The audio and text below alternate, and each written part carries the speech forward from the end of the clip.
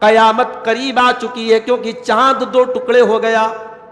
چاند کا 2 ٹکڑے ہو جانا، نبی کے اوپر یہ معجزے کا ہو جانا، یہ بھی قیامت کے قریب ہونے کی ایک نشانی ہے. فرمایا وَإِن يَرَوْا آيَةً يُعْرِضُوا وَيَقُولُوا سِحْرٌ مُسْتَمِرٌ. اے نبی یہ تو آپ نے ایک نشانی دکھائی ہے، اس طریقے کی یہ ہر نشانی کو دیکھ لیں تب بھی یہ آپ کی بات ماننے والے نہیں ہیں، یہ تو یہی کہیں گے کہ یہ جادو ہے. وَكَذَّبُوا وَاتَّبَعُوا أَهْوَاءَهُمْ، تب بھی یہ آپ کو جھوٹا کہیں گے اور اپنی خواہشات کی پیروی کریں گے. وَكُلُّ أَمْرٍ مُسْتَقِرٌ، اے نبی ہر چیز کا فیصلہ کیا جا چکا ہے. چاند کو 2 ٹکڑے دیکھنے کے بعد بھی وہ ایمان نہیں لائے. ایک شاعر نے کہا ہے ستاروں سے یہ چاند کہتا ہے ہر دم، تمہیں کیا بتاؤں وہ ٹکڑوں کا عالم، اشارے میں آقا کہ اتنا مزہ تھا کہ پھر ٹوٹ جانے کو دل چاہتا ہے. چاند کی خوش نصیبی تھی، نبی نے اشارہ کیا اور چاند 2 ٹکڑے ہو گیا. اس کے بعد قرآن کے بارے میں بات اللہ نے فرمائی وَلَقَدْ يَسَّرْنَا الْقُرْآنَ لِلذِّكْرِ فَهَلْ مِن مُدَّكِرٍ. ہم نے قرآن کو آسان بنایا ہے یاد کرنے کے لیے، میمورائز کرنے کے لیے. قرآن کو ہم نے آسان بنایا ہے نصیحت حاصل کرنے کے لیے، سیکھنے کے لیے. وَلَقَدْ يَسَّرْنَا الْقُرْآنَ لِلذِّكْرِ، ہم نے قرآن کو آسان بنایا ہے سمجھنے کے لیے. فَهَلْ مِن مُدَّكِرٍ، تو کیا ہے کوئی قرآن سے نصیحت حاصل کرنے والا؟ اگر قرآن سمجھنے کی آپ کوشش نہیں کرتے تو دوش قرآن کا نہیں. قرآن تو آسان ہے. ابھی پاکستان کا ایک بچہ ابو بکر نام ہے اس کا، محمد ابو بکر، ایران کے اندر بہت بڑا مقابلہ ہوا قرآن کریم کو پڑھنے کا، حسن قرات کا مقابلہ ہوا اور پورے دنیا کے بچوں میں اس جو ہے مشکل سے میرے خیال سے 8 سال کا بچہ ہوگا، اس نے وہ پہلا پرائز اس نے پایا. ایران جیسے ملک میں جو ہے شیعوں کی وہاں میجورٹی ہے اور شیعوں کے انڈر میں ہی پورا پروگرام ہوا تھا، لیکن وہاں اس بچے کا نام ابو بکر تھا. اس نے جو ہے اپنے آواز کا اور اپنے تجوید کا اور اپنے مہارت کا اس نے اظہار کیا اور پہلا فرسٹ پرائز اس کو ملا، محمد ابو بکر. تو 6 سال کے بچے قرآن یاد کر لیتے. ان کی لینگویج نہیں ہے، ان کی لینگویج نہیں، ان کی زبان نہیں ہے، قرآن کا ایک لفظ ان کو سمجھ میں نہیں آتا لیکن یاد ہے. یہ کمال نہیں ہے، بہت بڑا کمال ہے. وَلَقَدْ يَسَّرْنَا الْقُرْآنَ لِلذِّكْرِ، ہم نے اس کو آسان بنایا ہے یاد کرنے کے لیے، سمجھنے کے لیے، نصیحت حاصل کرنے کے لیے. کیا ہے کوئی نصیحت؟ اور یہ بات اللہ نے 5 بار کہی، سورہ قمر میں 5 بار کہی. آج لوگ کہتے ہیں صاحب نہیں قرآن مت پڑھو، دنیا کی ساری کتابیں پڑھو، قرآن مت پڑھو. قرآن پڑھنا آپ کے بس کی بات نہیں. قرآن سے امت کو دور رکھا گیا اور میرا رب قرآن میں کہہ رہا ہے قرآن کیوں نہیں پڑھتے؟ قرآن پڑھو، قرآن آسان ہے نصیحت حاصل کرنے کے لیے. اس کے بعد سورہ رحمان شروع ہوتی ہے. سورہ رحمان کے شروع میں اللہ نے فرمایا الرحمن علم القرآن خلق الانسان علمہ البیان. رحمان نے قرآن سکھایا. الرحمن علم القرآن خلق الانسان، رحمان نے قرآن سکھایا اور انسان کو پیدا کیا. انسان کو پیدا کرنے کا ذکر بعد میں ہے اور قرآن سکھانے کا ذکر پہلے ہے. یعنی انسان کی پیدائش اتنا بڑا احسان نہیں ہے جتنا بڑا احسان اللہ نے قرآن حکیم کے 27ویں اور 28ویں پارے کی کچھ آیتوں کی تفسیر دیکھیں گے. 27ویں پارے کے شروع میں اللہ تعالیٰ نے یونیورس کے بارے میں، کائنات کے بارے میں ایک بات یہ ارشاد فرمائی کہ کائنات کے اندر ایک ایکسپینشن ہو رہا ہے، پھیل رہی ہے کائنات. فرمایا وَالسَّمَاءَ بَنَيْنَاهَا بِأَيْدٍ وَإِنَّا لَمُوسِعُونَ، ہم نے آسمان کو اپنی طاقت سے بنایا اور ہم اسے پھیلا رہے ہیں، اس کا ایکسپینشن کر رہے ہیں. وَالْأَرْضَ فَرَشْنَاهَا فَنِعْمَ الْمَاهِدُونَ، اور زمین کو ہم نے بچھایا اور کتنے بہترین ہم بچھانے والے ہیں. وَمِن كُلِّ شَيْءٍ خَلَقْنَا زَوْجَيْنِ لَعَلَّكُمْ تَذَكَّرُونَ، اور ہر چیز کا ہم نے جوڑا بنایا. کائنات میں ہر چیز کا ایک جوڑا ہے. چیز کہا اللہ نے، صرف جاندار نہیں کہا، ہر چیز کا ایک پیر ہے. جیسے زمین ہے، اس کا پیر آسمان ہے. وَمِن كُلِّ شَيْءٍ خَلَقْنَا زَوْجَيْنِ، ہر چیز کا ہم نے ایک پیئر بنایا، لَعَلَّكُمْ تَذَكَّرُونَ، تاکہ تم نصیحت حاصل کرو۔ تو ہر چیز کا ہم نے ایک پیئر بنایا، یہ کہہ کر کے اللہ تعالیٰ نے اپنی توحید کو بھی ثابت کیا کہ مخلوق کا پیئر ہو سکتا ہے، اللہ کا کوئی پیئر نہیں، اللہ اکیلا ہے، سنگل، اللہ کا کوئی جوڑا نہیں ہے۔ اور جس طریقے سے ہر چیز کا ایک پیئر ہے، ایسے ہی دنیا کا بھی ایک پیئر ہونا چاہیے جو کہ آخرت ہے، دنیا کے بعد آخرت ہونے والی ہے، یہ اس کی دلیل ہے۔ اس کے بعد فرمایا فَفِرُّوا إِلَى اللَّهِ، اللہ کی طرف دوڑو، اللہ کی طرف بھاگو، انی لکم منہ نذیر مبین، میں تمہیں اسی اللہ سے ڈرانے والا ہوں۔ نبی کی زبان سے کہلوایا جا رہا ہے کہ میں تمہیں اسی اللہ سے ڈرانے والا ہوں۔ تو اللہ کی طرف بھاگو کیوں کہا گیا؟ دنیا میں کیا ہوتا ہے کہ ہم جس چیز سے ڈرتے ہیں اس سے بھاگتے ہیں، اللہ کا معاملہ الٹا ہے، اللہ سے جو جتنا ڈرے گا اتنا اللہ کی طرف بھاگے گا۔ اللہ کو چھوڑ کے نہیں بھاگنا ہے، اللہ کی طرف بھاگنا ہے، ٹوارڈس اللہ، اللہ کی طرف بھاگنا ہے۔ فَفِرُّوا إِلَى اللَّهِ۔ اچھا ایک بات پر اور غور کیجیے، 28ویں پارے میں آگے آ رہی ہے سورہ جمعہ، جمعہ کے دن آپ نے نماز پڑھ لی، اب اللہ فرماتا ہے، اذان ہوئی جمعہ کی، یا ایھا الذین آمنوا اذا نودی للصلاۃ من یوم الجمعۃ فاسعوا الی ذکر اللہ۔ جب جمعہ کے دن جمعہ کی اذان ہو جائے تو تم اپنے کاروبار کو بند کر دو اور اللہ کے ذکر کی طرف تم دوڑ لگا دو، دوڑ جاؤ، جلدی کرو۔ اس کا مطلب یہ ہوا کہ جو چیز جتنی امپورٹنٹ ہوگی اتنی تیز انسان اس کی طرف بھاگے گا۔ تو اگر اللہ کے ذکر کی طرف بھاگنا ہے تو اللہ نے کہا دوڑو، اور اللہ کی طرف بھاگنا ہے تو اللہ نے کہا کہ بھاگو، ففروا، بھاگو۔ اس کا مطلب یہ ہوا کہ کائنات کے تمام راستوں میں اسپیڈ لمٹ ہے، یہ اکلوتا راستہ ہے جس پر لمٹ نہیں ہے، اس پر آپ جتنی اسپیڈ سے اللہ کے دین پر بھاگ سکتے ہیں بھاگیں۔ اللہ نے آپ کو آزادی دی ہے، اللہ کے دین کے لیے جتنی محنت کر سکتے ہو، یہاں سلو نہیں ہونا ہے، یہاں آپ کی اسپیڈ سلو نہیں ہونا ہے۔ فَفِرُّوا إِلَى اللَّهِ، اللہ کی طرف بھاگ جاؤ، دوڑ لگا دو۔ اس کے بعد اللہ نے جنات اور انسان کی پیدائش کا مقصد بتایا، کیوں پیدا کیا میں نے جنات اور انسان؟ فرمایا وَمَا خَلَقْتُ الْجِنَّ وَالْإِنسَ إِلَّا لِيَعْبُدُونَ، میں نے جنات کو اور انسانوں کو اپنی عبادت کے لیے پیدا کیا ہے۔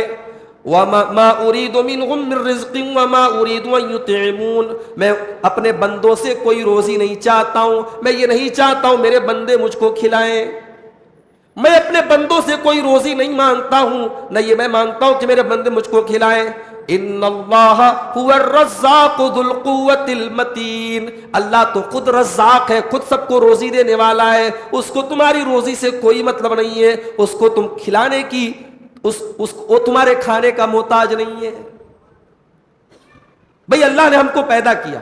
دنیا میں کیا ہوتا ہے، ایک نوکر ہے وہ اپنے مالک کی سروس دیتا ہے، اس کو اپنے مالک کا کام کرتا ہے، اپنے مالک کا کام آسان کرتا ہے۔ اللہ کہہ رہا ہے ایسا معاملہ میرے ساتھ نہیں ہے، تم میرے لیے کچھ نہیں کر سکتے ہو، میں نے تم کو اپنی عبادت کے لیے پیدا کیا، وہ عبادت بھی تم اپنے لیے کرو گے، تمہاری عبادت سے میرا مقام بڑا نہیں ہو جائے گا۔ حدیث قدسی میں آتا ہے، اللہ کے نبی فرماتے ہیں کہ اللہ تعالیٰ کہتا ہے اگر آدم کے سارے بیٹے سب سے متقی اور پرہیزگار بن جائیں، سب نیک بن جائیں، تو اللہ کی ملکیت میں اور اللہ کی حکومت میں کوئی بڑھوتری ہونے والی نہیں، اور سب مل کر کے اللہ کے نافرمان ہو جائیں تو اللہ کی حکومت میں کوئی کمی آنے والی نہیں۔ تو ہماری زندگی کا مقصد عبادت ہے، اور یہ عبادت ہم اپنے لیے کرتے ہیں، اللہ کو ہم کوئی فائدہ نہیں پہنچا سکتے۔ انسان سب یاد کیے ہوئے اپنی زندگی کا مقصد یاد نہیں ہے اس کو۔ مائک میں لگا کے بیٹھا ہوں، مائک کا مقصد ہے میری آواز آپ تک پہنچانا، یہ مائک اپنا مقصد پورا نہ کرے کیوں لگاؤں گا بھائی؟ اچھا ایک آپ کبھی غور کیجئے، موبائل ہے، بڑی آسان سے سمپل سی مثال دے رہا ہوں، موبائل پر آپ ویڈیو بھی دیکھتے ہیں، کیمرہ بھی ہے، کیلکولیٹر بھی ہے، الا بلا بہت کچھ ہے، مگر کبھی غور کیجئے گا، آپ نے جتنے بھی ایپلیکیشنز کھول رکھے ہیں موبائل پہ، اگر کسی کا کال آ گیا تو موبائل وہ سارے ایپلیکیشن پیچھے کر دے گا، کال اوپر آ جائے گی کہ بھائی صاحب آپ کو کال آ رہا ہے، کیونکہ یہ مین کام ہے موبائل کا۔ موبائل ہم سے زیادہ ہوشیار ہے، موبائل کو پتا ہے کہ میری اصل ڈیوٹی کیا ہے، مجھے بنایا گیا ہے کمیونیکیشن کے لیے، رابطے کے لیے، بات کرنے کے لیے۔ کیلکولیٹر، کیمرہ، گیلری، فیس بک، گیم، الا بلا، یہ سب سیکنڈری چیزیں ہیں، پرائمری مقصد میرا کیا ہے؟ کمیونیکیشن ہے۔ کال آئی تو کال سب سے اوپر آ گئی۔ ہماری زندگی میں میرے بھائیوں دنیا اوپر آ جاتی ہے، ہمارا کاروبار پرائمری ہو جاتا ہے، ہمارے بچے پرائمری ہو جاتے ہیں، ہماری بیوی پرائمری ہو جاتی ہے۔ نہیں میرے بھائی، ایک مومن کی زندگی کا پرائمری مقصد کیا ہے؟ وَمَا خَلَقْتُ الْجِنَّ وَالْإِنسَ إِلَّا لِيَعْبُدُونَ، میں نے جنات اور انسان کو اپنی عبادت کے لیے پیدا کیا۔ اچھا ایک بات پر اور غور کیجیے، پہلے جن کیوں کہا گیا؟ وَمَا خَلَقْتُ الْجِنَّ وَالْإِنسَ، میں نے جنوں کو پیدا کیا، اور پہلے جن کیوں کہا گیا؟ مکہ والے جنات کی بھی عبادت کرتے تھے، جنات سے ڈرتے تھے، یہ عقیدہ رکھتے تھے کہ جنات بھی ہماری مشکلوں کو دور کرتا ہے۔ اللہ نے کہا جس جنات کو تم اپنا معبود مانتے ہو وہ ہماری مخلوق ہے، ہم نے پیدا کیا۔ وما خلقت الجن، جنات کو ہم نے پیدا کیا۔ کیوں پیدا کیا؟ اپنی عبادت کے لیے پیدا کیا۔ اس کا مطلب کہ جنات میں بھی اچھے برے سب ہوتے ہیں، مومن اور کافر سب ہوتے ہیں جنات میں بھی اچھے برے سب ہوتے ہیں۔ اس کے بعد سورہ طور شروع ہوتی ہے۔ سورہ طور میں اللہ تعالیٰ نے بڑی عجیب چیزوں کی قسمیں کھائی، وَالطُّورِ وَكِتَابٍ مَّسْطُورٍ وَكِتَابٍ مَّسْطُورٍ فِي رَقٍّ مَّنشُورٍ وَالْبَيْتِ الْمَعْمُورِ وَالْبَحْرِ الْمَسْجُورِ وَالسَّقْفِ الْمَرْفُوعِ وَالْبَحْرِ الْمَسْجُورِ۔ قسم ہے طور کی۔ طور ایک پہاڑ ہے جو وادی سینا میں تھا، جس پہاڑ کے اوپر اللہ تعالیٰ نے حضرت موسیٰ علیہ السلام سے کلام کیا، جس پہاڑ کے اوپر اللہ نے اپنے ایک پیغمبر کو نبوت دی، اس پہاڑ کی عظمت اللہ بیان۔ وَالطُّور، قسم ہے طور سینا کی۔ پھر فرمایا وَكِتَابٍ مَّسْطُورٍ، اور قسم ہے کتاب کی جو لکھی گئی ہے، فِي رَقٍّ مَّنشُورٍ، پھیلے ہوئے ورقوں میں، پھیلے ہوئے پیپرز میں، اس کے پیپرز پھیلے ہوئے ہیں، وہ لمبے لمبے پیپرز پر لکھی گئی کتاب ہے۔ اس سے مراد کون سی کتاب ہے؟ بعض علماء کہتے ہیں قرآن ہے، بعض کہتے ہیں لوح محفوظ ہے، دونوں مراد ہو سکتا ہے۔ پھر فرمایا والبیت المعمور، اور قسم ہے بیت معمور کی۔ یہ بیت معمور کیا ہے؟ یہ بیت معمور ساتوں آسمان کے اوپر ایک اللہ کا گھر ہے، خانے کعبہ کے ٹھیک اپوزٹ میں، ٹھیک اس کے اوپر آسمانی دنیا میں، آسمان پہ ایک گھر ہے اللہ کا، اس کا نام ہے البیت المعمور۔ اس کو البیت المعمور کیوں کہا جاتا ہے؟ معمور کا مطلب کہ وہ آباد ہے، آباد ہے۔ وہ کون آباد کر رہا ہے؟ جیسے دنیا کے خانے کعبہ کو انسان طواف کرتے ہیں، اس اللہ کے گھر کو فرشتے طواف کرتے ہیں، اور ڈیلی اس بیت المعمور میں 70,000 فرشتے داخل ہوتے ہیں اس کا طواف کرنے کے لیے، پھر دوبارہ کبھی ان کی باری نہیں آتی۔ اس کا مطلب فرشتے بھی ان لمیٹڈ ہیں، ان کی گنتی ہم سوچ نہیں سکتے کتنے فرشتے۔ تو اس گھر کی اللہ قسم کھا رہا ہے۔ پھر فرمایا وَالسَّقْفِ الْمَرْفُوعِ، اور قسم ہے اس چھت کی جو بہت بلند ہے، یعنی آسمان مراد ہے۔ وَالْبَحْرِ الْمَسْجُورِ، اور قسم ہے ان دریاؤں کی جن کو قیامت کے دن کھولا دیا جائے گا۔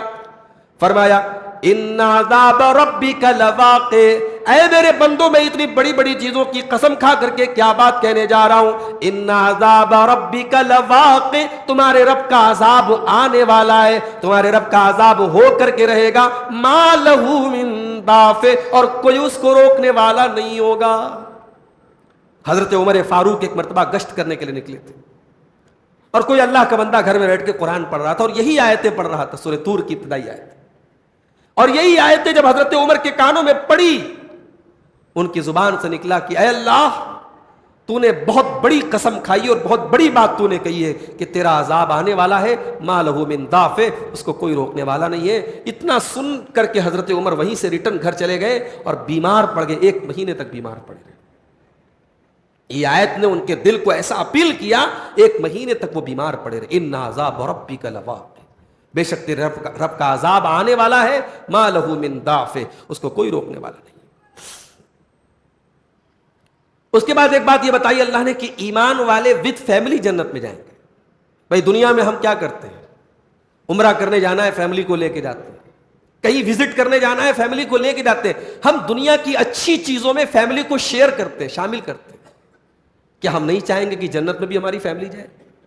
کیا باپ نہیں چاہے گا اس کے بچے جنت میں اس کے ساتھ رہے؟ کیا اولاد نہیں چاہے گی ہمارے ماں باپ ہمارے ساتھ رہے؟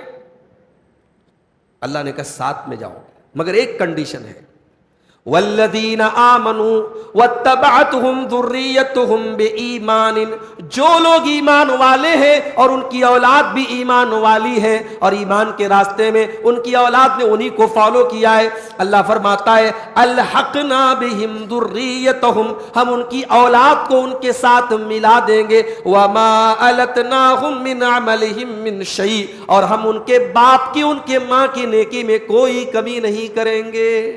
کیا مطلب؟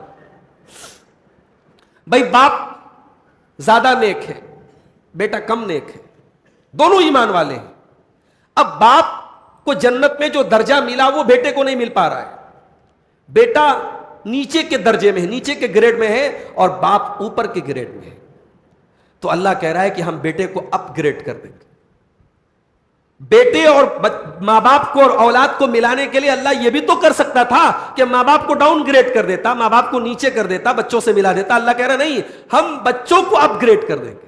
اللہ اکبر, یہ اس کا کرم ہوگا کہ اولاد اگر ماں باپ کے نقش قدم پہ چلے گی نیکی کے معاملے میں اور ایمان کے معاملے میں, تو کچھ کمی اور کوتاہی بھی ہوگی تو اللہ معاف کر کے ماں باپ کے ساتھ ملا دے گا. اللہ ہم سب کو اپنے ماں باپ کے ساتھ جنت میں داخل کر دے میرے بھائی. وما التناہم من عملہم من شیء, اللہ کہہ رہا ہے کہ ہم ان کے عمل میں کوئی کمی نہیں کریں گے. اس کے بعد جنت کا ذکر کیا گیا. جنتی جنت میں جائیں گے تو آپس میں بات کریں گے. کیا بولیں گے؟ وَأَقْبَلَ بَعْضُهُمْ عَلَى بَعْضٍ يَتَسَاءَلُونَ, جنتی آپس میں ایک دوسرے سے سوال کریں گے. قالوا انا كنا قبل فی اہلنا مشفقین, کہیں گے ہم دنیا میں ڈرے رہتے تھے, سہمے رہتے تھے اللہ کے عذاب سے. فمن اللہ علینا ووقانا عذاب السموم, اللہ نے آج ہم پر بہت بڑا احسان کیا اور جہنم کی گرم ہواؤں سے اور جہنم کی آگ سے ہم کو بچا لیا. انا كنا من قبل ندعو, ہم تو دنیا میں بھی اللہ ہی کو پکارا کرتے تھے. ایک مرتبہ حضرت عائشہ چاشت کی نماز پڑھ رہی تھی. ہمارے نوجوانوں نے پوچھا تھا ایک مرتبہ کہ اشراق کی نماز کے بارے میں بتائیے. اشراق کی نماز اور چاشت کی نماز اور اوابین کی نماز سب سیم ایک نماز ہے. 2 رکعت بھی پڑھ سکتے ہیں, 4 رکعت بھی پڑھ سکتے ہیں. سورج کے نکلنے کے 20 منٹ کے بعد تقریباً اپروکسیمیٹ اس کا ٹائم شروع ہوتا ہے اور زوال کے ٹائم تک اس کا ٹائم رہتا ہے. اس کا بیسٹ ٹائم یا تو آپ سورج کے نکلنے کے 20 منٹ بعد پڑھیے, وہ بیسٹ ٹائم ہے. اور وہ اگر آپ فجر کے بعد اپنی جگہ بیٹھے رہیں اور اللہ کا ذکر کرتے رہیں, دعائیں کرتے رہیں. بھئی کتنا ٹائم ہوتا ہے؟ مان لو ہمارے ہاں فجر کی جماعت جو ہو رہی ہے 5:30 5:20 پر ہو رہی ہے اور سورج مان لو نکل رہا ہے 5:45 بجے, آدھا گھنٹے کی بات ہے. آپ آدھا گھنٹہ 40 منٹ بیٹھے رہو مصلی پر, اپنی جگہ بیٹھے رہو اور اللہ کا ذکر کرتے رہو, قرآن پڑھتے رہو. اس کے بعد سورج نکل گیا, 20 منٹ کے بعد چاشت کا ٹائم شروع ہو گیا. اب کھڑے ہو کے آپ نے 2 رکعت 4 رکعت نماز پڑھی. اس کا بینیفٹ کیا ہوگا؟ بینیفٹ یہ ہوگا کہ ایک تو آپ کے بدن کے ہر جوڑ کی طرف سے صدقہ ہو جائے گا. بدن کے اندر جتنے جوڑ ہیں سب کی طرف سے صدقہ ہو گیا. دوسرا بینیفٹ یہ ہوگا کہ پورے ایک حج اور ایک عمرے کا ثواب ملے گا. اور تیسرا بینیفٹ یہ ہے کہ اگر آپ صبح سے لے کے شام تک اللہ کی عبادت کرتے رہے, اس میں جتنا ثواب ملے گا اس سے زیادہ یہ 2 رکعت یا 4 رکعت نماز کا ملے گا. اس کو چاشت بھی کہا جاتا ہے, اس کو اشراق بھی کہا جاتا ہے, اس کو اوابین بھی کہا جاتا ہے. یہ تینوں نماز سیم ہے. حضرت عائشہ چاشت کی نماز پڑھی تھی اور یہی قرآن کی سورہ طور کی آیت پڑھی تھی. جنتی جب جنت میں جائیں گے کہیں گے فمن اللہ علینا ووقانا عذاب السموم, اللہ نے ہم پر بہت بڑا احسان کیا, ہم کو سموم سے بچا لیا, ہم کو جہنم کی آگ سے بچا لیا. حضرت عائشہ اسی آیت کو بار بار ریپیٹ کر رہی تھی. ان کے بھانجے حضرت عروہ اپنی خالہ سے ملنے کے لیے آتے ہیں, دیکھا خالہ نماز پڑھ رہی ہیں, واپس چلے گئے, سودا سلف لینے چلے گئے, اپنے کام سے چلے گئے. اور بہت دیر کے بعد اور کافی ٹائم کے بعد جب وہ دوبارہ آتے ہیں فرماتے میری خالہ جان مصلی پر کھڑی ہو کر کے یہی آیتیں پھر بھی دوہرا رہی تھی، اسی کیفیت میں اسی حالت میں روئی چلی جا رہی تھی، آنکھوں سے آنسو بہتے چلے جا رہے تھے، اور یہ پڑھتی چلی جا رہی تھی فمن اللہ علینا ووقانا عذاب السموم، اللہ نے ہم پر بہت بڑا احسان کیا، ہم کو جہنم سے بچا لیا۔ کبھی آپ غور کیجئے میرے بھائی، کوئی بہت بڑی مصیبت ہے اور آپ بچ جائیں تو کیا فیلنگ ہوگی؟ جنتی جب جنت میں جائیں گے، اللہ اکبر، کیا فیلنگ ہوگی، اس کو ہم لفظوں میں بیان نہیں کر سکتے۔ وہ یہ جو الفاظ کہہ رہے ہیں نا کہ اللہ نے ہم پر احسان کیا، یہ جنتیوں کی فیلنگ کا اظہار ہے۔ وہ کہیں گے کہ اللہ کا بڑا کرم ہوا، ہم جہنم سے بچ کے جنت میں چلے گئے۔ اس کے بعد سورہ نجم شروع ہوتی ہے۔ سورہ نجم کے شروع میں بھی اللہ نے قسم کھائی، وَالنَّجْمِ إِذَا هَوَىٰ، قسم ہے ستارے کی جب وہ گر جائے، مَا ضَلَّ صَاحِبُكُمْ وَمَا غَوَىٰ، اے لوگو تمہارے ساتھی محمد صلی اللہ علیہ وسلم نہ تو وہ ضلالت کے شکار ہوئے ہیں نہ تو غوایت کے شکار ہوئے ہیں۔ اچھا ستارے کی قسم کیوں کھائی اللہ نے؟ ستارہ اٹریکشن دیتا ہے آسمان کو، ستارے آسمان میں چمکتے، کتنا خوبصورت لگتا ہے وہ منظر، کتنا بہترین لگتا ہے وہ سین۔ اللہ فرما رہا ہے او لوگو جس طریقے سے ہم نے ستاروں کو آسمان کے لیے اٹریکشن بنایا، ڈیکوریشن بنایا، ہم نے اپنے نبیوں کو بھی اس کائنات کے لیے ایک اٹریکشن بنایا ہے۔ میرے نبیوں کو، ہم نے اپنے نبیوں کو دنیا میں ہدایت دے کر کے بھیجا ہے، اور آخری نبی جناب محمد رسول اللہ صلی اللہ علیہ وسلم بھی ایک چمکتے ہوئے ستارے بن کر کے تمہارے پاس آئے ہیں۔ اور کان کھول کر کے سن لو، ما ضل صاحبکم وما غوا، نہ تو ان کے علم کے اندر کوئی گڑبڑی ہے نہ تو ان کے عمل کے اندر کوئی گڑبڑی ہے، وہ ہدایت پر بھی ہے اور وہ رشد پر بھی ہے، ان کا علم بھی صحیح، ان کا عمل بھی صحیح۔ اس کے بعد فرمایا وَمَا يَنطِقُ عَنِ الْهَوَىٰ، میرا نبی اپنی خواہش نفس سے کچھ نہیں بولتا، اپنی اچھا سے، اپنے من سے، اپنے من کی خواہش سے کچھ نہیں بولتا، اپنی ڈیزائر سے کچھ نہیں بولتا۔ ان هُوَ إِلَّا وَحْيٌ يُوحَىٰ، وہ تو وہی بولتے ہیں جو اللہ کی طرف سے ان کو بولنے کا آرڈر دیا جاتا ہے۔ نبی اپنی مرضی سے کچھ نہیں بولتے، نبی کا ہر لفظ معصوم ہے۔ یہ قرآن کی آیت دلیل ہے اس بات کی کہ جس طریقے سے قرآن ہمارے لیے دلیل اور حجت ہے، ویسے نبی کی حدیث بھی ہمارے لیے حجت ہے۔ قرآن اور حدیث دونوں کا نام شریعت ہے، کیونکہ نبی اپنی مرضی سے کچھ بولتے ہی نہیں۔ اس کے بعد دنیا والوں کے بارے میں ایک بات بتائی گئی کہ دنیا میں کچھ ایسے لوگ ہوتے ہیں جن کے علم کی انتہا جو ہے وہ دنیا ہوتی ہے۔ کیا مطلب؟ یعنی ان کی ساری نالج شروع ہوتی ہے دنیا سے اور ختم ہو جاتی ہے دنیا پہ۔ فرمایا فَأَعْرِضْ عَمَّنْ تَوَلَّىٰ، اے نبی آپ اس انسان کو چھوڑ دیجئے جو عَمَّنْ تَوَلَّىٰ عَنْ ذِكْرِنَا، جو ہمارے ذکر سے منہ موڑتا ہے، وَلَمْ يُرِدْ إِلَّا الْحَيَاةَ الدُّنْيَا، اور جس کا مقصد صرف دنیا کی زندگی کو حاصل کرنا ہے۔ ذَلِكَ مَبْلَغُهُم مِّنَ الْعِلْمِ، اے نبی ان لوگوں کا مقصد تو صرف دنیا ہی دنیا ہے، ان کے علم کی انتہا دنیا ہے۔ وہ فجر کے بعد جو ہمارا درس چلتا ہے اس میں ایک دن ہم نے ایک دعا آپ کو بتائی تھی۔ اللہ کے نبی ایک دعا کرتے تھے، وَلَا تَجْعَلِ الدُّنْيَا أَكْبَرَ هَمِّنَا وَلَا مَبْلَغَ عِلْمِنَا، اے اللہ دنیا کو ہمارا سب سے بڑا غم مت بنا دینا، ہماری سب سے بڑی ٹینشن، ہماری سب سے بڑی سوچ دنیا کو مت بنا دینا کہ ہم جب سوچے اور غور کریں اور ٹینشن پالے تو دنیا کی پالے، ایسا مت بنا دینا۔ وَلَا مَبْلَغَ عِلْمِنَا، اور ہمارے علم کی انتہا تو دنیا کو مت بنا دینا کہ ہم سوچے تو صرف دنیا کے بارے میں سوچے، ایسا مت بنا دینا۔ یہ کافروں کی سوچ ہوتی ہے، ذالک مبلغہم من العلم، ان کی سوچ دنیا سے شروع ہوتی ہے اور دنیا پر ختم ہو جاتی ہے۔ اس کے بعد سورہ قمر شروع ہوتی ہے۔ کافروں نے کہا اے محمد صلی اللہ علیہ وسلم اگر آپ یہ چاند 14ویں کا چاند نکلا تھا پورا چاند، کہا کہ اگر یہ چاند ہے اس کو 2 ٹکڑے آپ کر دیں ہم آپ کے اوپر ایمان لے آئیں گے۔ اللہ کے نبی نے اللہ کے حکم سے ایسے اشارہ کیا اور چاند 2 ٹکڑے ہو گئے۔ ہیرا کی پہاڑی کے ایک طرف ایک ٹکڑا اور ایک طرف ایک ٹکڑا نظر آیا چاند کا، پورے مکہ نے دیکھا، بلکہ بعض تاریخی روایات میں ملتا ہے کہ دوسرے ملکوں میں بھی وہ منظر لوگوں نے دیکھا چاند کے 2 ٹکڑے ہونے کا۔ اللہ نے قرآن کی آیت نازل کی، اقتربت الساعۃ وانشق القمر، قیامت قریب آ چکی ہے کیونکہ چاند 2 ٹکڑے ہو گیا۔ چاند کا 2 ٹکڑے ہو جانا، نبی کے اوپر یہ معجزے کا ہو جانا، یہ بھی قیامت کے قریب ہونے کی ایک نشانی ہے۔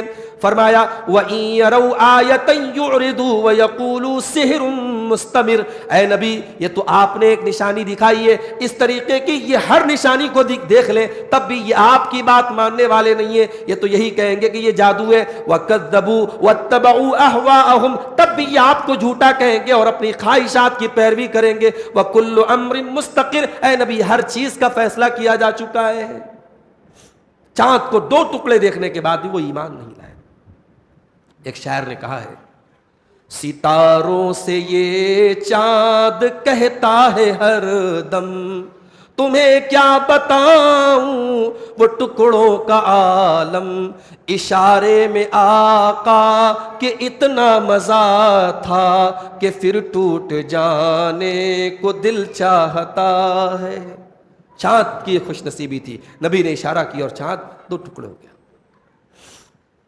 اس کے بعد قرآن کے بارے میں بات اللہ نے فرمائی وَلَقَدْ يَسَّرْنَا الْقُرْآنَ لِلذِّكْرِ فَهَلْ مِن مُدَّكِرٍ، ہم نے قرآن کو آسان بنایا ہے یاد کرنے کے لیے، میمورائز کرنے کے لیے۔ قرآن کو ہم نے آسان بنایا ہے نصیحت حاصل کرنے کے لیے، سیکھنے کے لیے۔ وَلَقَدْ يَسَّرْنَا الْقُرْآنَ لِلذِّكْرِ، ہم نے قرآن کو آسان بنایا ہے سمجھنے کے لیے۔ فَهَلْ مِن مُدَّكِرٍ، تو کیا ہے کوئی قرآن سے نصیحت حاصل کرنے والا؟ اگر قرآن سمجھنے کی آپ کوشش نہیں کرتے تو دوش قرآن کا نہیں، قرآن تو آسان ہے۔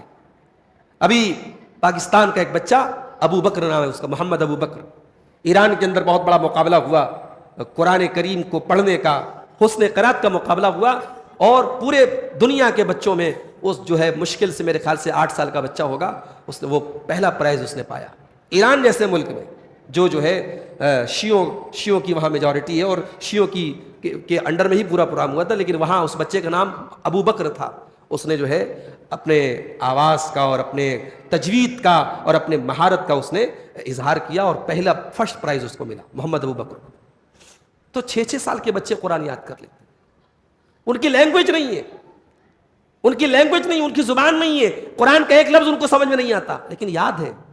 یہ کمال نہیں ہے، بہت بڑا کمال ہے۔ وَلَقَدْ يَسَّرْنَا الْقُرْآنَ لِلذِّكْرِ، ہم نے اس کو آسان بنایا ہے یاد کرنے کے لیے، سمجھنے کے لیے، نصیحت حاصل کرنے کے لیے۔ کیا ہے کوئی نصیحت؟ اور یہ بات اللہ نے 5 بار کہی، سورہ قمر میں 5 بار کہی۔ آج لوگ کہتے ہیں صاحب نہیں قرآن مت پڑھو، دنیا کی ساری کتابیں پڑھو، قرآن مت پڑھو۔ قرآن پڑھنا آپ کے بس کی بات نہیں، قرآن سے امت کو دور رکھا گیا، اور میرا رب قرآن میں کہہ رہا ہے قرآن کیوں نہیں پڑھتے؟ قرآن پڑھو، قرآن آسان ہے نصیحت حاصل کرنے کے لیے۔ اس کے بعد سورہ رحمان شروع ہوتی ہے۔ سورہ رحمان کے شروع میں اللہ نے فرمایا الرحمن علم القرآن خلق الانسان علمہ البیان، رحمان نے قرآن سکھایا۔ الرحمن علم القرآن خلق الانسان، رحمان نے قرآن سکھایا اور انسان کو پیدا کیا۔ انسان کو پیدا کرنے کا ذکر بعد میں ہے اور قرآن سکھانے کا ذکر پہلے ہے، یعنی انسان کی پیدائش اتنا بڑا احسان نہیں ہے جتنا بڑا احسان اللہ نے قرآن کو اتارا ہے کہ اس کا اتنا بڑا احسان۔ اس کے بعد فرمایا علمہ البیان، ہم نے انسان کو بولنا سکھایا ہے۔ ارے بولتا تو کتا بھی ہے، بولتی تو بلی بھی ہے، بولتے تو جانور بھی ہے، کیا فرق ہے؟ انسان کے جیسا کہاں کوئی بولتا ہے؟ انسان بول کر کے اپنے درد کا اظہار کرتا ہے، اپنی خوشی کا اظہار کرتا ہے۔ اس کے پاس اللہ تعالیٰ نے ایکسپریشن کا ٹیلنٹ دیا ہے، اپنی بات کو کہنے کا ہنر دیا ہے۔ علمہ البیان، بیان کی صلاحیت دی۔ یہ کسی اور جانور کو، کسی اور حیوان کو اللہ نے یہ سلیقہ اور یہ ٹیلنٹ نہیں دیا ہے۔ علمہ البیان، انسان کو بولنا سکھایا۔ اس کے بعد فرمایا کل من علیہا فان، تمام کی تمام چیزیں جو زمین کے اوپر ہے سب فنا ہو جائیں گی۔ وَيَبْقَى وَجْهُ رَبِّكَ ذُو الْجَلَالِ وَالْإِكْرَامِ، اور باقی اگر رہے گا تو تیرے جلال والے اور اکرام والے رب کا چہرہ باقی رہے گا، اس کی ذات باقی رہے گی، وہ باقی رہے گا، باقی سب کو فنا ہو جانا ہے، کائنات کی ہر چیز کو فنا ہو جانا ہے۔ سورہ رحمان میں 31 ٹائم کہا گیا فَبِأَيِّ آلَاءِ رَبِّكُمَا تُكَذِّبَانِ، تو تم اپنے رب کی کون کون سی نعمتوں کو جھٹلاؤ۔ سورہ رحمان میں اللہ کی نعمتوں کا بیان ہے، کبھی سکون سے پڑھیے گا، بڑا لذت ملے گی آپ کو۔ کسی اچھے قاری کی آواز میں سورہ رحمان کو پڑھیے، بڑی لذت ملے گی آپ کو۔ اس کے بعد قرآن کریم کا 28واں پارہ شروع ہوتا ہے۔ 28ویں پارے کے شروع میں ایک عورت کا ذکر کیا گیا۔ کون تھی یہ عورت؟ खौला बिनते सालबा बूढ़ी थी, कई बच्चे थे इनके शौहर ने इनसे जिहार कर दिया।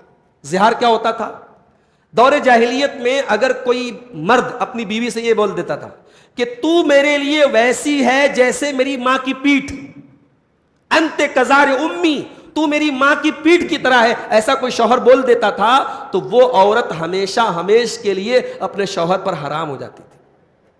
भाई तलाक में तो दोबारा मिलने की गुंजाइश है, रुजू करने की गुंजाइश है, अगर एक तलाक दिया है, दो तलाक दिया है, मगर जिहार अगर कर लेता था तो एकदम बात खत्म, अब हराम हो जाती थी वो औरत, मां की तरह हो जाती थी वो औरत। अब ये साहब जो है इन्होंने गुस्से में बोल दिया, अंते कजार उम्मी, तू मेरी मां की पीठ की तरह है। अब बेचारी बूढ़ी औरत थी, गई साहबे किराम के पास, सबसे मसला पूछा। अभी तक इस्लाम ने जिहार के सिलसिले में कोई नई रूलिंग इस्लाम की नहीं थी, जो पहले से चला आ रहा था उसी रूलिंग को बरकरार रखा था इस्लाम ने। साहबा ने कहा कि देख तेरे शौहर ने तुझसे जिहार कर लिया, अब तू अपने शौहर पर हराम हो गई, अब तू बीवी बच्चों को लेके चली जा। अब वो फिर परेशान हो गई वो औरत, मैं कहां जाऊं अपने बच्चों को लेके। फिर वो अल्लाह के नबी के पास आई। अम्मा आयशा कहती है मैं घर के अंदर बैठी थी, उसने आके दरवाजा खोला, दरवाजा खटखटाया, नबी ने दरवाजा खोला, नबी को मसला बयान किया। नबी ने कहा तेरे लिए कोई रास्ता नहीं। वो गिड़गिड़ाने लगी, मिन्नतें करने लगी, अय अल्लाह के नबी मैं बूढ़ी औरत हूं, कहां जाऊंगी, कहां जाऊंगी, मेरे शौहर ने मेरे साथ बड़ा गलत काम किया है, जवानी मेरी बर्बाद हो गई, आज इस उम्र में उसने मुझसे जिहार कर लिया, मैं कहां जाऊंगी अय अल्लाह के नबी। नबी ने कहा मेरे पास कोई ऑप्शन नहीं है, तुम हराम हो चुकी हो अपने शौहर के। नबी ने इतना कह करके दरवाजा बंद कर दिया। अब उस औरत ने जाकर के अल्लाह की बारगाह में सजदा किया और अल्लाह से जाके उसने गिड़गिड़ा के दुआ की, क्या अल्लाह अब मेरा सहारा सिर्फ तू है, तू मेरे लिए कोई रास्ता निकाल दे। सारे दरवाजे जब बंद हो जाए तो अल्लाह का दरवाजा तब भी ओपन रहता है मेरे भाई। कद समी अल्लाहु कौलल्लती तुजादिलुका फी ज़ौजिहा व तश्तकी इलल्लाह। ऐ नबी अल्लाह ताला ने उस औरत की बात को सुन लिया जो आपसे आकर के झगड़ा कर रही थी, अपने शौहर के बारे में आपसे बहस कर रही थी। वल्लाहु यस्मउ तहावुरकुमा, और अल्लाह ताला आप दोनों की बातचीत को सुन रहा था। वल्लाहु यस्मउ तहावुरकुमा इन्नल्लाह समीउम बसीर, अल्लाह ताला सब कुछ सुनने वाला देखने वाला है। अल्लाह ने मसला तब्दील कर दिया एक औरत के सजदे की वजह से। मेरी माँ और बहनों, अल्लाह की बारगाह में कभी आंसू बहा के तो देखो, अल्लाह इन आंसुओं की लाज कैसे रखता है। मसला बदल दिया अल्लाह ने कि हां अगर आज के बाद अब कोई जिहार कर लेगा तो अल्लाह ने कहा कि ऑप्शन है, ऑप्शन ये है कि या तो वो 60 मिस्कीनों को खाना खिलाए, या तो वो 60 मिस्कीनों को खाना खिलाए, या 60 मिस्कीनों के कपड़े का इंतजाम करे, और अगर इसकी गुंजाइश नहीं है तो 60 दिन लगातार रोजा रखे। उसका पूरा कफारा अल्लाह ताला ने 28वें पारे के शुरू में बयान किया और उस औरत की दुआ को सुन लिया। अम्मा आयशा कहती हैं मैं घर के अंदर थी और दरवाजे पर वो औरत बहस कर रही थी, मैं नहीं सुन पाई। अर्श वाले ने 7वां आसमान के ऊपर से उस अल्लाह उस बंदी की गुफ्तगू को सुन लिया और कहा, अल्लाह ने कुरान में नाजिल कर दिया, क्या अल्लाह तुम दोनों की बातचीत को सुन रहा था। वल्लाहु यस्मउ तहावुरकुमा, अल्लाह नबी की और उस औरत की बातचीत को सुन रहा था। उसके बाद यह फरमाया गया कि जो अल्लाह के ऊपर ईमान रखता है, जो आखिरत पर ईमान रखता है, वो कभी भी अल्लाह के दुश्मन से दोस्ती नहीं कर सकता। अगर अल्लाह का दुश्मन उसका अपना बाप है उससे भी दोस्ती नहीं कर सकता।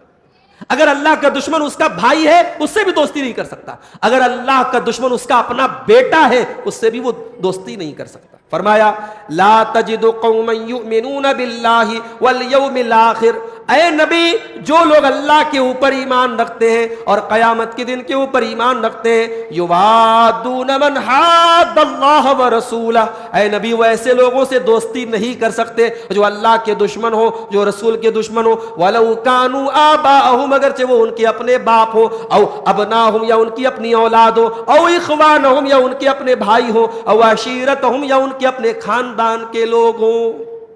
जंगे बद्र में हजरत अबू उबैदा इब्न जर्राह ने अपने बाप को कत्ल किया था। कभी पढ़ो मेरे भाई अल्लाह के नबी की जिंदगी के गज़वात पढ़ो तो आपकी आंखें फटी की फटी रह जाएंगी। इस्लाम ने कितना उनके दिलों को चेंज कर दिया। बेटा बाप से लड़ रहा है और बाप को कत्ल कर देता है जंग के मैदान में, इसलिए कि ये इस्लाम का दुश्मन बनकर के और नबी का दुश्मन बनकर के लड़ने आया है। इस्लाम के रिश्ते से बड़ा कोई रिश्ता नहीं। اگر اللہ کا دشمن باپ ہے اور وہ بھی جنگ کے میدان میں آیا ہے تو بیٹا باپ کے خلاف تلوار اٹھا رہا ہے. اور حضرت ابو عبیدہ ابن جراح نے اپنے باپ ان کے ہاتھوں قتل ہوئے تھے میرے بھائی. اللہ کہہ رہا ہے کہ نہیں, یوادون من حاد اللہ ورسولہ, اے نبی جو اللہ پر ایمان رکھتا ہے, جو قیامت کے دن پر ایمان رکھتا ہے, وہ اللہ کے دشمن کو اپنا دوست نہیں بنا سکتا ہے. اس کے بعد فرمایا گیا وَمَا آتَاكُمُ الرَّسُولُ فَخُذُوهُ وَمَا نَهَاكُمْ عَنْهُ فَانْتَهُوا, رسول تم کو جو دے دے لے لو, اور رسول تم کو جس سے منع کر دے رک جاؤ. یہ اصول ہے شریعت کا, یہ اصول ہے شریعت کا. رسول دے دے لے لو, رسول منع کر دے رک جاؤ. ابھی تراویح کا مسئلہ چل رہا ہے, 8-20 8-20 دنیا بھر کے مسئلے چل رہے ہیں, سوشل میڈیا بھرا پڑا ہے. 20 پڑھنے والے کہتے ہیں صاحب نبی نے تو 8 پڑھی, لیکن حضرت عمر کے دور میں 20 پڑھی گئی, حضرت عمر نے 20 پڑھنے کا حکم دیا, بعد میں تمام ائمہ کا 20 پر اتفاق ہو گیا. بھائی آپ یہ بتا دو, آپ کے علماء نے, اہل حدیث کی بات نہیں کر رہا ہوں, حنفی مسلک کے چوٹی کے عالم ہیں علامہ انور شاہ کشمیری, کسی زمانے میں دیوبند کے محدث تھے, وہ دیوبند کے شیخ الحدیث تھے. حنفی مسلک کے چوٹی کے عالم ہیں ملا علی قاری, حنفی مسلک کے چوٹی کے عالم ہیں علامہ عبد الحی لکھنوی. ان سارے علماء نے لکھا کہ یہ مانے بغیر چارہ نہیں ہے کہ نبی کی تراویح تو 8 رکعت, بس بات ختم. ہمیں نبی سے آگے بڑھنے پہ ثواب نہیں ملے گا. نبی نے 8 پڑھی, ہم 8 پڑھیں گے, بس بات ختم. یہ ساری حجتیں قرآن کی آیت, آگے بات ختم ہو گئی. اس کے آگے گنجائش نکالنے کا کیا مطلب ہے؟ وَمَا آتَاكُمُ الرَّسُولُ فَخُذُوهُ وَمَا نَهَاكُمْ عَنْهُ فَانْتَهُوا, رسول جو دے دے لے لو, اور رسول جس سے منع کر دے رک جاؤ. اس سے آگے ہمیں کچھ نہیں سننا. رسول جو دے دے لے لو, رسول جس سے روک دے رک جاؤ. یہ اصول ہے شریعت کا. اس کے بعد صحابہ کا مقام بیان کیا گیا. صحابہ میں بتا چکا ہوں, مہاجرین الگ تھے, انصار الگ تھے. مہاجرین کون تھے؟ جو اپنا سب کچھ چھوڑ کے مکہ سے مدینہ آئے. اور مدینہ کے انصاری کون تھے؟ جنہوں نے ان کو ٹھکانہ دیا. اور ایسا بھی ہوا, جنگ ہوئی, مال غنیمت بانٹا جانے لگا. جس جنگ میں انصاری صحابہ نے سب سے زیادہ محنت کی, سب سے اچھی پرفارمنس دی, اپنے جان مال کی قربانی دی, جب مال غنیمت بانٹا جانے لگا, نبی نے ان لوگوں کو زیادہ دیا جو نئے نئے اسلام لائے تھے, تاکہ ان کے دل مضبوط ہو جائیں, ان کا قدم جم جائے, ان کے دل مائل ہو جائیں. ان نئے اسلام قبول کرنے والوں کو نبی نے زیادہ مال غنیمت دیا. اور ایسا بھی ہوا کہ مدینہ کے انصاریوں کو کچھ نہیں ملا, لیکن مدینہ کے انصاریوں نے برداشت کیا, نہیں, ہمیں کچھ نہ ملے, نبی کی محبت ملے, نبی کا ساتھ ملے, ہمارے لیے کافی. اللہ نے فرمایا والذین تبوؤوا الدار والایمان من قبلہم, میرے نبی کے صحابہ میں وہ لوگ بھی ہیں جو مدینہ میں پہلے سے رہتے ہیں اور جو پہلے ایمان لا چکے ہیں. یحبون من ہاجر الیہم, اور یہ مہاجرین سے بڑی محبت کرتے ہیں. ولا یجدون فی صدورہم حاجۃ مما اوتوا, اگر مہاجروں کو کچھ دیا جائے اور ان کو نہ دیا جائے, اگرچہ ان کو ضرورت ہو, پھر بھی اپنے دل میں یہ کوئی ملال نہیں رکھتے ہیں. ویؤثرون علی انفسہم ولو کان بہم خصاصہ, یہ تو اپنا حق قربان کر کے دوسروں کو دے دیتے ہیں. یہ ان کو ضرورت بھی ہوتی ہے تو اپنی ضرورت کو قربان کر کے دوسروں کی مدد کرتے ہیں. یہ انصاری صحابہ ہے. مثال نہیں ملتی تاریخ میں ایسی, اس کی تاریخ میں ایسی مثال نہیں ملتی کہ اپنا حق کوئی قربان کر کے دوسرے کو دے دے. اللہ کے نبی کے پاس ایک مہمان آیا, اے اللہ کے نبی بھوکا ہوں, کیا کھانا مل سکتا ہے؟ نبی نے اپنی ساری بیویوں سے پوچھوایا کیا کسی کے گھر میں کھانا ہے؟ 9 بیویاں ساتھ میں رہتی ہیں, سب نے کہا اے اللہ کے نبی کچھ نہیں ہمارے پاس, وی ہیو نتھنگ, کچھ نہیں ہمارے پاس. اللہ کے نبی نے کہا یہ ہمارا مہمان ہے کوئی جو اس کو کھانا کھلا دے؟ حضرت ابو طلحہ کھڑے ہوئے, کہا اللہ کے نبی آپ فکر نہ کریں, میں لے کے جاتا ہوں آپ کے مہمان کو, میں کھانا کھلاؤں. گھر پوچھنے نہیں گئے چاول بچا ہے کہ نہیں بچا, روٹی بچی ہے کہ نہیں, سالن بچا ہے کہ نہیں, پوچھنے نہیں گئے اہلیہ سے. کہہ دیا اللہ کے نبی آپ فکر نہ کریں, آپ کا مہمان میرا مہمان ہے, میں کھانا کھلاؤں. گھر آئے, بیوی سے بولے مہمان آیا ہے, نبی کا مہمان ہے, مہمان آیا ہے, کھانے کا انتظام کرو. بیوی نے کہا کھانا تو ہے ہی نہیں ہے, تھوڑا سا کھانا ہے, بچوں کے لیے رکھا ہے, ہمارے اور آپ کے لیے تو کچھ ہے بھی نہیں. اللہ اکبر. کا ایک کام کرو, بچوں کو بہلا فسلا کے سلا دو, اور ہمارا اور تمہارا معاملہ کیا ہے, مہمان کو میں لے کے آتا ہوں, اور ایک پلیٹ مہمان کے سامنے رکھ دینا, ایک میرے سامنے رکھ دینا, اور جب کھانے کا ٹائم آئے تو چراغ بجھا دینا, لائٹ آف کر دینا. اب مہمان سمجھے گا میں کھا رہا ہوں, میں منہ چلاؤں گا, مہمان کے پلیٹ میں کھانا ہوگا، میری پلیٹ خالی ہوگی، میں بھوکا رہ جاؤں گا، تم بھوکی رہ جانا، مہمان نبی کا مہمان ہے، کھانا کھا لے۔ اللہ اکبر۔ میری مائیں اور بہنیں، میرے بھائیوں، غور کرو، کیا لوگ تھے میرے بھائی، کیا لوگ تھے، کیسا دل تھا، کیسا کلیجہ تھا۔ مہمان نے پیٹ بھر کے کھانا کھایا، ان دونوں میاں بیوی نے بھوکے رات گزاری، بچوں کو بھوکا سلایا، اور صبح جب ہوئی تو اللہ کے نبی کے پاس ابو طلحہ آئے۔ نبی نے فرمایا کہ اے ابو طلحہ، تمہاری اور تمہاری بیوی کا عمل اللہ کو بہت پسند آیا، اور اللہ نے قرآن کی آیت نازل کر دی ہے، وَيُؤْثِرُونَ عَلَىٰ أَنفُسِهِمْ وَلَوْ كَانَ بِهِمْ خَصَاصَةٌ۔ میرے نبی کے صحابہ تو ایسے ہیں، اپنا حق قربان کر کے دوسروں کی مدد کرتے ہیں۔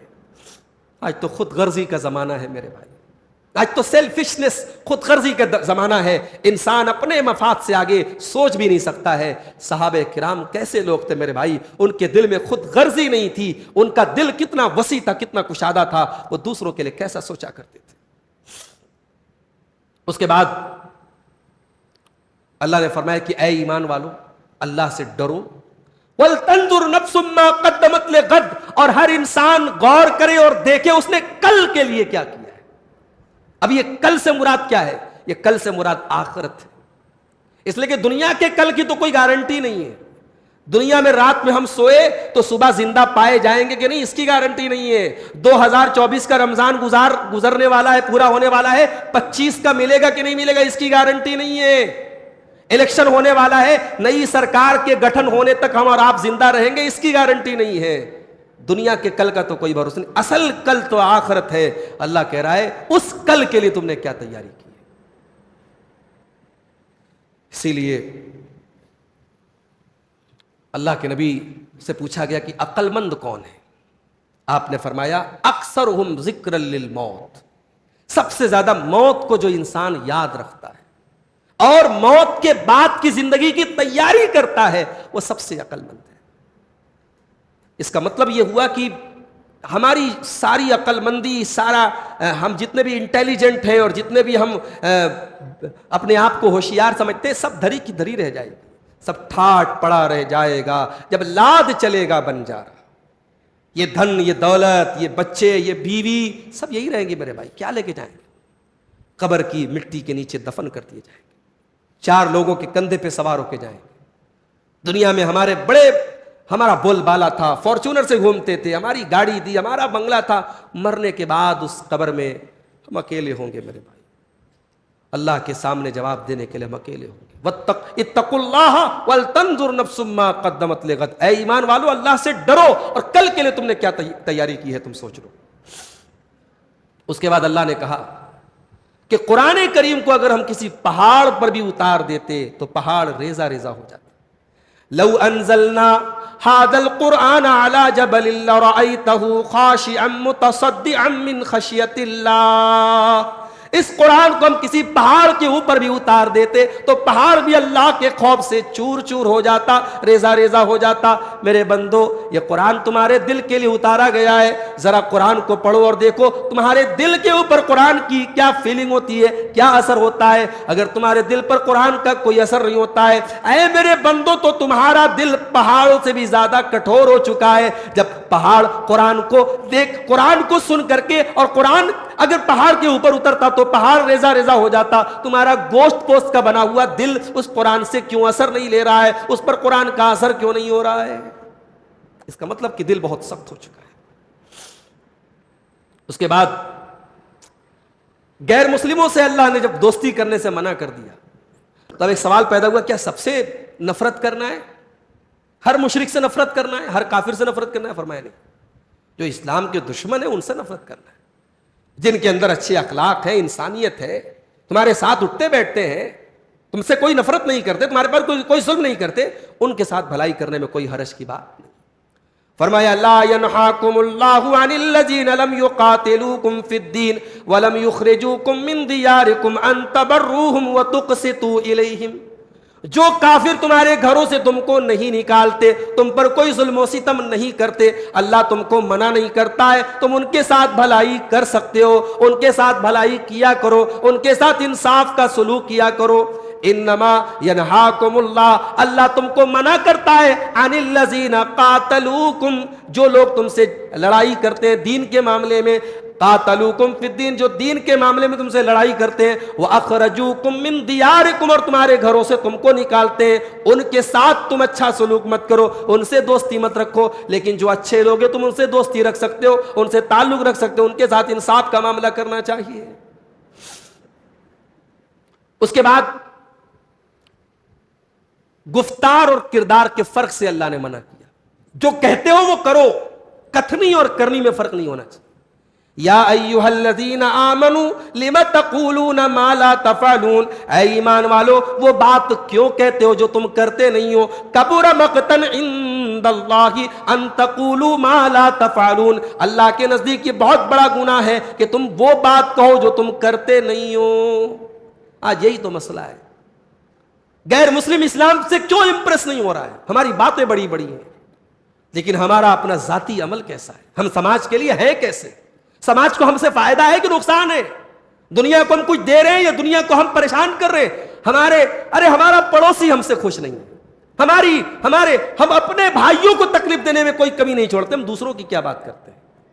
مسلمانوں کی گلیوں میں چلے جاؤ، مسلمانوں کے محلے میں چلے جاؤ، عدالتوں میں چلے جاؤ، سب سے زیادہ آپ کو لڑائی جھگڑے کے کیس ملیں گے مسلمانوں کے، بھائی کا بھائی سے کیس چل رہا ہے، باپ کا بیٹے سے کیس چل رہا ہے۔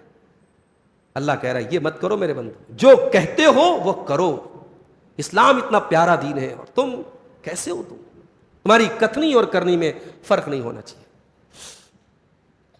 اس کے بعد سورہ جمعہ آتی ہے، سورہ جمعہ میں اللہ نے یہودیوں کی ایک مثال دی، فرمایا مثل الذین حملوا التوراۃ ثم لم يحملوها كمثل الحمار يحمل اسفارا، جن لوگوں کو تورات دی گئی مگر انہوں نے تورات کے اوپر عمل نہیں کیا، ان کی مثال گدھے کی طرح ہے جس کے اوپر کتابوں کو لاد دیا جائے۔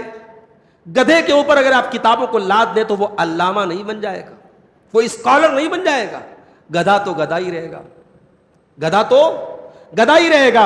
اس کو آپ کتابوں کا بنڈل اس کے پیٹھ پر لاد دیں، وہ بنڈل تو اٹھا لے گا مگر ان کتابوں کو سمجھ نہیں سکتا ہے۔ اللہ نے کہا یہودیوں کو تورات تو ہم نے دی مگر انہوں نے تورات کا حق ادا نہیں کیا، تورات کے اوپر انہوں نے عمل نہیں کیا، اور یہی ان کی مثال اللہ تعالیٰ نے سورہ جمعہ کے اندر دی۔ اس کے بعد سورہ منافقون شروع ہوتی ہے۔ سورہ منافقون میں اللہ نے منافقوں کا ذکر کیا، ان کی شرارتوں کا ذکر کیا، ان کی برائیوں کا ذکر کیا۔ اس کے بعد اللہ نے فرمایا یا ایھا الذین آمنوا لا تلہکم اموالکم ولا اولادکم عن ذکر اللہ، اے ایمان والو تمہارا مال اور تمہاری اولاد تم کو اللہ کے ذکر سے غافل نہ کر دے، ومن یفعل ذلک، اور جو ایسا کرے گا فاولئک ھم الخاسرون، وہ بہت بڑا نقصان اٹھائے گا۔ اس کا مطلب یہ ہوا کہ جو منافق لوگ تھے وہ کیوں منافق تھے؟ کیونکہ اپنے مال کے چکر میں اور اپنی اولاد کے چکر میں وہ اللہ کے ذکر سے غافل تھے۔ مومن کی پہچان یہ ہوتی ہے وہ اپنے مال اور اولاد کے چکر میں اللہ کے ذکر سے غافل نہیں ہوتا ہے۔ مال کا اپنا حق ہے، اولاد کا اپنا حق ہے، جہاں اللہ کے ذکر کا ٹائم آ جائے وہاں مال کو کنارے کر دیتا ہے، اولاد کو کنارے رکھتا ہے، اللہ کے ذکر میں کوئی کمی نہیں کرتا، اس سے غافل نہیں ہوتا ہے۔ اس کے بعد تقوی کی فضیلت بیان کی کہ جس انسان کے اندر تقوی پیدا ہو جائے، وَمَن يَتَّقِ اللَّهَ يَجْعَل لَّهُ مَخْرَجًا، جو اللہ سے ڈرے گا اللہ ضرور اس کے لیے مصیبتوں سے نکلنے کا راستہ بنا دے گا، وَيَرْزُقْهُ مِنْ حَيْثُ لَا يَحْتَسِبُ، اور اللہ وہاں سے روزی دے گا کہ وہ سوچ بھی نہیں سکتا۔ لوگ پوچھتے مولوی صاحب روزی روٹی کے لیے دعا بتا دو، مولوی صاحب بڑی پریشانی میں کوئی، ارے دعا بعد میں، قرآن دوا بتا رہا ہے، تقوی پیدا کرو اپنے اندر۔ تم ایک ٹائم اللہ کو یاد نہیں کرتے، تم حرام حلال کے اندر کوئی تمیز نہیں کرتے، تمہاری زندگی میں اللہ کا ڈر نہیں، تقوی نہیں، دینداری نہیں، اور تم چاہتے ہو صاحب کی روزی روٹی برسنے لگے اور مصیبتیں ختم ہو جائیں۔ اللہ نے کہا تقوی پیدا کر لو، سارے مسئلے حل ہو جائیں گے۔ تقوی پیدا کر لو، ہم تمہاری مصیبتوں کو دور فرما دیں گے۔ اس کے بعد آخری آیت بیان کر کے بات ختم کرتا ہوں۔ اللہ نے فرمایا یا ایھا الذین آمنوا قوا انفسکم واہلیکم نارا، اے ایمان والو اپنے آپ کو اور اپنی فیملی کو، اپنے پریوار کو جہنم کی آگ سے بچاؤ۔ آپ جانتے ہیں کہ ہم سب اپنی فیملی سے بہت پیار کرتے ہیں۔ چھوٹا بچہ ہوتا ہے نا، کہیں گر جاتا ہے، چوٹ لگ جاتی ہے، مار لگ جاتی ہے، ماں کو پتہ لگتا ہے، ماں بے چین ہو جاتی ہے، ایک مرتبہ میں سفر میں تھا، میری بیچ والی بچی عنایہ حریم جو ہے اس کو کہیں چوٹ لگ گئی، اس کی انگلی کٹ گئی. وہ جو ہوتا ہے نا ماجھا، پتنگ والا ماجھا جو ہوتا ہے خطرناک ہوتا ہے، چائنا والا ماجھا، اس سے اس کی انگلی کٹ گئی. اب وہ ویڈیو کال پر بچی کا وہ کٹی ہوئی انگلی مجھے اہلیہ نے ویڈیو کال پہ دکھائی. اب میں سفر میں تھا، میں پریشان ہو گیا، بیوی میری رو رہی ہے. بھئی چھوٹے بچوں کی انگلی میں کٹ لگ جائے تو ماں باپ بے چین ہو جاتے ہیں. ہم چاہیں گے کہ ہمارے بچے جہنم کی آگ میں جلیں؟ اللہ تبارک و تعالی ایک فیملی اور ایک پریوار کی جو محبت ہمارے دلوں میں ہے، اللہ اس کو اپیل کرتے ہوئے فرماتا ہے کہ اے ایمان والو، اپنے آپ کو بھی جہنم کی آگ سے بچاؤ اور اپنے گھر والوں کو بھی جہنم کی آگ سے بچاؤ. اپنے ایمان کی بھی فکر کرو، اپنے پریوار کی بھی فکر کرو. یہ مت سوچو بچے بڑے ہو گئے وہ جانے ان کا کام جانے، بیوی کی بچی کی شادی کر دی وہ جانے اس کا کام جانے. اپنی بچیوں کی، اپنے بچوں کی، ان کے ایمان کی، ان کے عقیدے کی فکر مرتے دم تک کرو. تمہارے کندھے پر اللہ کی بہت بڑی امانت ہے میرے بھائی. اللہ نے اگر آپ کو صاحب اولاد بنایا ہے، اللہ نے بہت بڑا کرم کیا ہے آپ کے اوپر. کتنے لوگ ہیں جن کی گود سونی ہے، کتنی عورتیں جن کی گود سونی ہے، جن کے آنگن میں بچوں کی کلکاریاں نہیں گجتی. اگر آپ کے گھر میں بچے ہیں، آپ ایک بچے کے باپ ہیں، ایک بچی کی ماں ہیں، تو اس احسان کی قدر کرو اور اپنی اولاد کی صحیح تربیت کرو. اپنی بچی کو بچپن سے دین سکھاؤ، اپنے بچوں کو بچپن سے دین سکھاؤ. اللہ کہہ رہا ہے اپنے آپ کو اور اپنے گھر والوں کو جہنم کی آگ سے بچاؤ. دنیا کی آگ پیٹرول سے جلتی ہے، ڈیزل سے جلتی ہے. دنیا کی آگ کوئلے سے جلتی ہے. جہنم کی آگ کس چیز سے جلے گی؟ فرمایا وقودها الناس والحجارہ، جہنم کی آگ کا ایندھن انسان اور پتھر ہوں گے. وہ انسانوں سے جلے گی، وہ پتھروں سے جلے گی. علیہا ملائکۃ غلاظ شداد لا یعصون اللہ. اور اس جہنم کے جو داروغہ ہوں گے، اس جہنم کے جو کیئر ٹیکر ہوں گے، جو اس کے رکھوالے ہوں گے، وہ بڑے سخت قسم کے فرشتے ہوں گے جو اللہ کی کوئی نافرمانی نہیں کریں گے. وَيَفْعَلُونَ مَا يُؤْمَرُونَ، وہ اللہ کے ہر حکم کی بات مانیں گے، ہر حکم کی فرما برداری کریں گے. جہنمی کسی کے ساتھ کوئی مروت نہیں کریں گے. ان کو جتنا آرڈر ملے گا اپنے آرڈر کو وہ فالو کریں گے، پورا کریں گے. تو اللہ تعالی ہمیں اپنے بچوں کی بھی فکر کرنے کی توفیق عطا فرمائے. یہ 27ویں اور 28ویں پارے کی چند آیتوں کی تفسیر تھی. اللہ سے دعا ہے رب العالمین ہمیں ان آیتوں پر عمل کرنے کی توفیق عطا فرمائے. آمین. وآخر دعوانا ان الحمدللہ رب العالمین. مولانا عبد الغفار سلفی کے بیانات سننے کے لیے مولانا کے اس آفیشل چینل کو سبسکرائب کریں.